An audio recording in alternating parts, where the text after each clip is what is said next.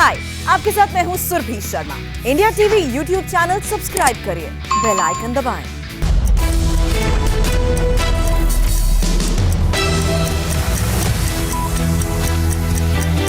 नमस्कार, आप देख रहे हैं इंडिया टीवी। आपके साथ मैं हूँ मीनाक्षी जोशी। नमस्कार, मैं हूँ अमित पालित। सुबह के 9 बजे हैं और हम आपके लिए लेकर हाजिर हैं सुबह 9 बजे की 9 बड़ी खबर। आपको दिखाएंगे एंटेलिया कार केस में कल रात कौन सा सबसे बड़ा ट्विस्ट आया। साथ ही बताएंगे बंगाल जीत पर पीएम मोदी ने सीईसी की बैठक में क्या कहा। लेकिन सबसे पहले बात करेंगे उस रोड शो की जिसे ममता बनर्जी व्हील चेयर पर लीड करने वाली है।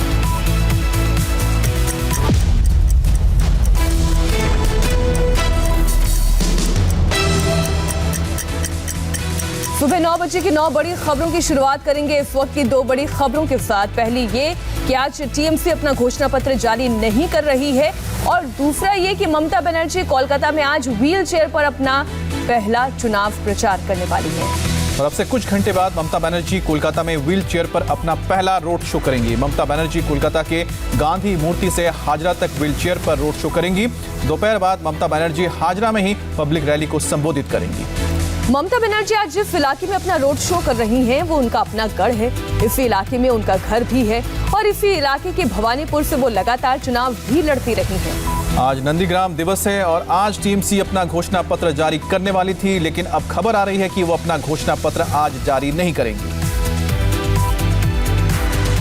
तो ये बड़ी खबर आपको बता दें कि ममता बनर्जी आज अस्पताल से छुट्टी मिलने के बाद जब वो घर पहुंची थी तो पहली बार चुनावी मैदान में उतर रही हैं और व्हील चेयर पर रोड शो करेंगी और हाजरा मोड़ पर जाकर एक सभा को संबोधित भी करेंगी।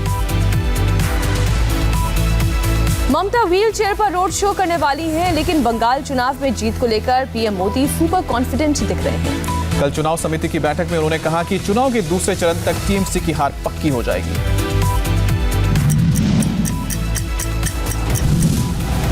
जैसे जैसे वोटिंग करीब आती जा रही है, जीत को लेकर बीजेपी का दावा मजबूत होता जा रहा है। इसे और मजबूत करने के लिए पीएम मोदी और गृह मंत्री अमित शाह लगातार जुटे हुए हैं। इस क्रम में अमित शाह आज असम और बंगाल के दौरे पर होंगे। आज बीजेपी के 70 उम्मीदवारों का ऐलान होगा। उससे पहले पीएम मोदी का ये बयान चर्चा में है।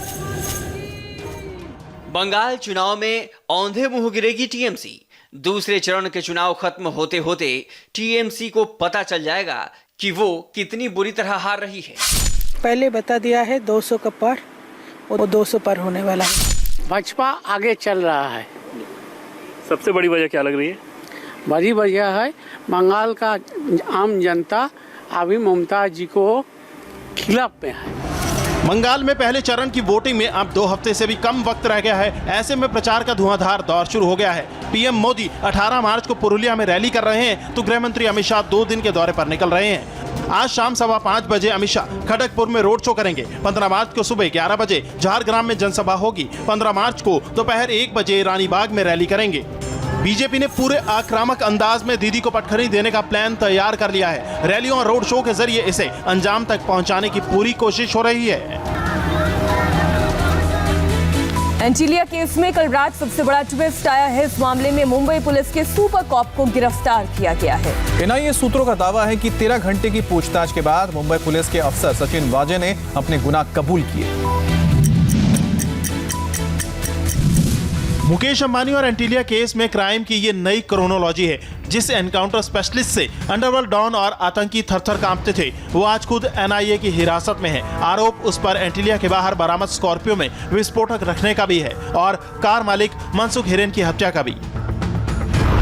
इस मामले में एक बहुत बड़ा डेवलपमेंट हुआ है। मुकेश अंबानी के घर के बाहर संदिग्ध जो स्कॉर्पियो गाड़ी मिली थी उसमें पुलिस अधिकारी सचिन वाजे को एनआईए ने फिलहाल गिरफ्तार कर लिया है और रविवार को उनकी कोर्ट में पेशी होगी।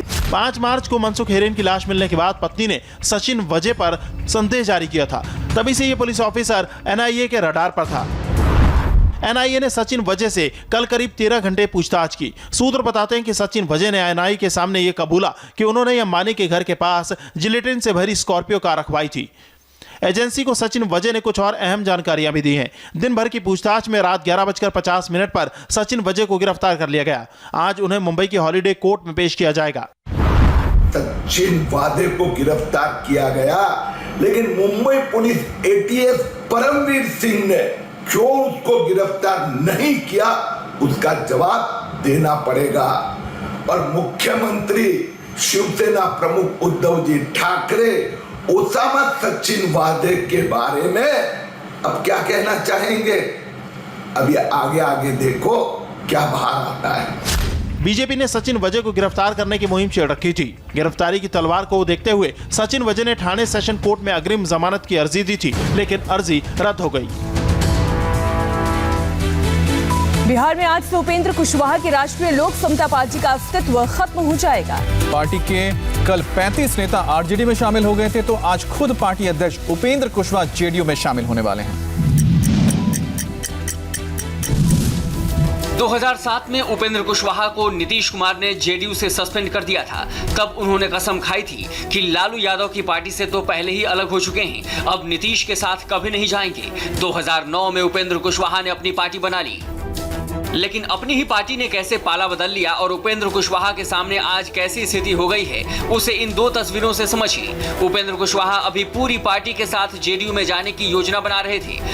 पार्टी में बगावत हो गई और कार्यकारी प्रदेश अध्यक्ष और महासचिव ने उपेंद्र कुशवाहा को ही पार्टी से निकाल दिया और फैसला कर लिया तेजस्वी यादव के साथ जाने का। वीरेंद्र जी अपने सभी साथियों के साथ लोजपा का विलय केवल उपेंद्र कुशवाहा जी को छोड़ करके उनको बाहर करके पूरी यूनिट जो है राष्ट्रीय जनता दल में मिलेगी। इससे पहले उपेंद्र कुशवाहा के सबसे भरोसेमंद और पूर्व प्रदेश अध्यक्ष भूदेव चौधरी विधानसभा चुनावों के दौरान आरजेडी में शामिल हो गए थे। अब पार्टी का इकलौता चेहरा बचे उपेंद्र कुशवाहा उस जेडीयू में शामिल होंगे जिसे सत्ता से हटाने के लिए राष्ट्रीय लोकतांत्रिक समता पार्टी बनाई थी। दिल्ली की कुंडली बॉर्डर पर किसानों के पक्के निर्माण के खिलाफ पुलिस ने 2 एफआईआर दर्ज की है। और पिछले 109 दिनों से आंदोलन कर रहे किसानों ने गर्मी से बचने के लिए पक्के घर बनाने शुरू किए हैं। National highway authority of India यानी NHAI और कुंडली म्युनिसिपल काउंसिल की तरफ से सोनीपत पुलिस को अवैध निर्माण की शिकायत मिली थी। इसके बाद पुलिस ने कुंडली में अवैध निर्माण रुकवाया और किसानों के खिलाफ 2 एफआईआर दर्ज की।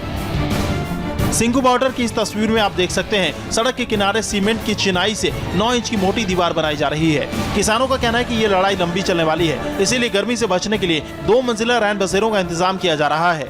ਹੁਣ ਗਰਮੀ 'ਚ ਰਹਿਣਾ ਮੁਸ਼ਕਲ ਆ, ਇਸੇ ਕਰਕੇ ਇਹਨੂੰ ਅਸੀਂ डबल स्टोरी पक्का ईंट का बनाएंगे। ईंट का पक्का डबल स्टोरी बनाएंगे ईंट का। ये आपके सामने काम चल रहा है। किसानों का साफ तौर पर कहना है कि जिस तरीके से गर्मी बढ़ रही है उसको देखते हुए ईंट सीमेंट का कंस्ट्रक्शन करना जरूरी है और उस कंस्ट्रक्शन के अंदर हर वो सुविधा देने की बात किसान कर रहे हैं, जिसके चलते इस आंदोलन को आगे बढ़ाया जाएगा, चाहे वो कूलर, पंखा, फ्रिज, टीवी हो। भारतीय किसान यूनियन के प्रवक्ता राकेश टिकैत ने पक्के मकानों का समर्थन करते हुए कहा कि हम पीछे हटने वाले नहीं हैं। अगला टारगेट पार्लियामेंट पे फसल बेचने का होगा। पार्लियामेंट पे मंडी खुल गई, पार्लियामेंट पे मंडी खुल गई। प्रधानमंत्री ने कहा कि मंडी के बाहर कहीं बेच लो, तो मतलब पार्लियामेंट की सबसे बढ़िया मंडी लगी। व्यापारी अंदर बैठा और किसान बाहर है, खरीद होगी पक्की। वहीं किसानों के इन अवैध निर्माण की बात करें तो 11 से 12 फीट ऊंचाई वाले इन रैन बसेरों में किसान 60 से 70 लोगों के रहने का इंतजाम करने वाले हैं, जिसका खर्च करीब 5 से 6 लाख रुपए का है। सुप्रीम कोर्ट में कुरान की 26 आयतें हटाने वाली याचिका दायर करने के बाद वसीम रिजवी मुसलमानों के निशाने पर आ गए हैं। वसीम रिजवी के घर के बाहर आज शिया धर्मगुरु विरोध प्रदर्शन करने वाले हैं। से कलम करके लागा, मैं उसको 11 लाख रुपए इनाम दूंगा, अपनी बार एसोसिएशन से चंदा लूंगा, तो अपनी औलाद भी दूंगा और वो इनाम।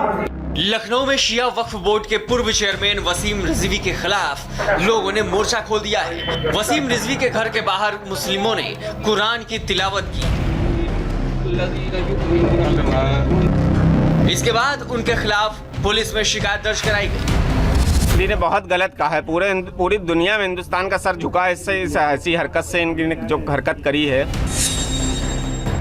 आज शिया धर्मगुरु कल्बे जव्वाद लखनऊ में वसीम रिजवी के खिलाफ प्रदर्शन करेंगे। महाराष्ट्र में वसीम रिजवी के खिलाफ सड़क पर उतरेंगे मुस्लिम समुदाय के लोग। महाराष्ट्र के घाटकोपर पुलिस स्टेशन में वसीम रिजवी के खिलाफ शिकायत दर्ज कराई गई है। दरअसल पूरा मामला ये है कि वसीम रिजवी ने कुरान से 26 आयतों को हटाने के लिए सुप्रीम कोर्ट में याचिका दायर की है। आरोप है कि इन आयतों से आतंकवाद और जिहाद को बढ़ावा मिलता है। वसीम रिजवी इस याचिका पर मुसलमानों के निशाने पर आ गए हैं। एक आयत भी बहुत दूर की बात, एक हर भी या एक जबर जेर पेश में भी दुनिया की कोई ताकत और कुव्वत उसमें तब्दीली नहीं कर सकती। मुस्लिम धर्म गुरुओं ने वसीम रिजवी के खिलाफ यूपी सरकार से सख्त कार्रवाई की मांग की है। महाराष्ट्र में कोरोना वायरस के बेहद डराने वाले आंकड़े सामने आ रहे हैं और लगातार दूसरे दिन भी महाराष्ट्र में 15,000 से ज्यादा नए केस दर्ज हुए हैं। बेलगाम कोरोना वायरस के बीच मास्क ना पहनना, सोशल डिस्टेंसिंग का पालन नहीं करना महाराष्ट्र के लोगों को सताने लगा है। राज्य में वायरस की रफ्तार ने तेजी पकड़ ली है। रोजाना नए केस में बढ़ोतरी देखने को मिल रही है। महाराष्ट्र का ठाणे कोरोना का नया हॉटस्पॉट बन गया है। पिछले 24 घंटे में ही ठाणे में कोरोना के 170 नए केस सामने आए हैं, जबकि 8 लोगों की मौत हुई है। पूरे महाराष्ट्र में कोरोना एक बार फिर लोगों के दिलों में खौफ पैदा कर रहा है। पिछले 24 घंटे में महाराष्ट्र में 15,602 नए केस सामने आए हैं, जबकि 88 लोगों की मौत हुई है। महाराष्ट्र में कोरोना के टोटल एक्टिव केस 1,18,525 हैं। मुंबई की बात करें तो यहां एक दिन में कोरोना के 1,709 केस सामने आए, जबकि 5 लोगों की मौत हुई। नागपुर में शनिवार को कोरोना के इस फेज का सबसे बड़ा रिकॉर्ड बना। नागपुर में 24 घंटे में 2,279 लोग कोरोना पॉजिटिव पाए गए, जबकि 16 लोगों की मौत हुई। इसलिए अपील है, कोरोना गाइडलाइंस का पालन कीजिए, सुरक्षित रहिए। आतंकवाद के खात्मे की तैयारी में भारत एक नई साझेदारी को पुख्ता कर रहा है और वो साझेदारी है उज्बेकिस्तान के साथ, जिसके साथ एक बड़ी मिलिट्री एक्सरसाइज उत्तराखंड में चल रही है।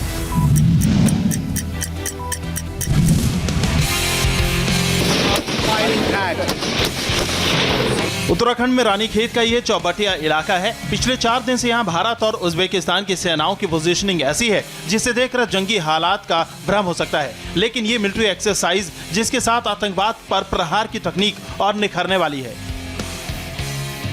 दोनों देशों की सेनाओं के संयुक्त सैन्य अभ्यास को टाइटल दिया गया है डस्टलिक 2, जो 19 मार्च यानी अगले 5 दिन तक चलेगा। इसमें भारत और उज्बेकिस्तान दोनों देशों की तरफ से 45 जवान हिस्सा ले रहे हैं। इस संयुक्त सैन्य अभ्यास का पहला आयोजन 2 साल पहले नवंबर 2019 में ताशकंद में हुआ था। महाराष्ट्र के अमरावती में कुएं में गिरे 4 साल के बच्चे को दमकल कर्मियों ने रेस्क्यू कर लिया और बेटे को बचाने के लिए कुएं में कूदने वाले पिता की भी फायर ब्रिगेड की टीम ने जान बचाई। घटना शनिवार रात की है। अमरावती में गाडगी नगर के नजदीक साईं तीर्थ अपार्टमेंट है। उसी के पास 2 छोटे बच्चे खेल रहे थे। खेलते खेलते उन्हीं में से 4 साल का मनस्व मानकर कुएं में गिर गया।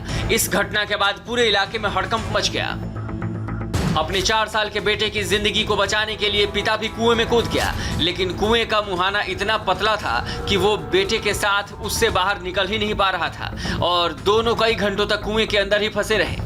इस बीच किसी ने दमकल की टीम को इसकी सूचना दी। वक्त रहते दमकल कर्मी मौके पर पहुंच गए। एक रस्सी की सीढ़ी के जरिए कुएं के अंदर से दोनों को रेस्क्यू किया गया तो लोगों की जान में जान आई। फिलहाल 4 साल का बेटा और उसके पिता दोनों सुरक्षित हैं। और फिलहाल वक्त एक ब्रेक का है। ब्रेक के बाद देखिए जम्मू कश्मीर में आज सुरक्षा बलों ने कहां चलाया ऑपरेशन क्लीन।